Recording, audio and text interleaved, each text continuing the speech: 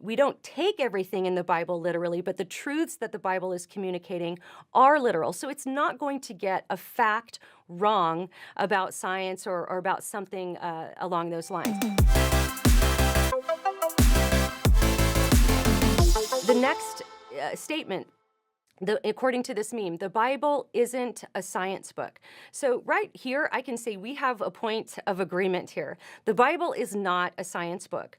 The Genesis account of creation was not written for the purpose of answering the question of exactly how many years old the earth is. That wasn't the purpose that it was written. Sometimes we do bring questions in our modern context that were not relevant to the original authors and to the original intention of what was written.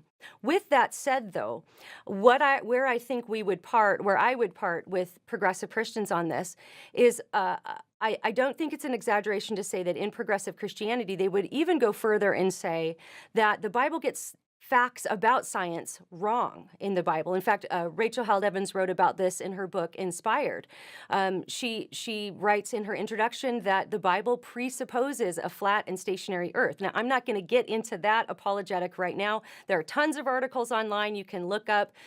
You can go to crossexamined.org. You can go to STR. You can go to all kinds of different apologetics resources to find lots that has been written on that question. The Discovery Institute, all kinds of places. But where I would part with the progressive Christian view on this, I would agree it's not a science book. That's not the purpose of why it was written. But it's not going to report anything about nature that as intersects with science that's incorrect or in error. And so one of the things we have to understand even about the doctrine of inerrancy, the doctrine of inerrancy allows for figures of speech, metaphor, poetic language. So the Bible is not always to be taken literally, but it communicates literal truths. But sometimes it communicates those literal truths through a metaphor or through poetic language.